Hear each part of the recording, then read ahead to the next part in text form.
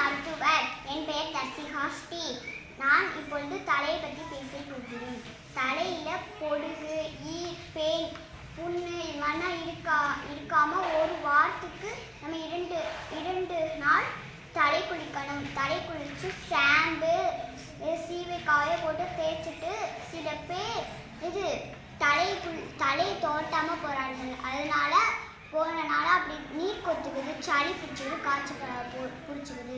அதனால இப்படின்னா நம்ம உண்மை பண்ணக்கூடாது. நன்றி.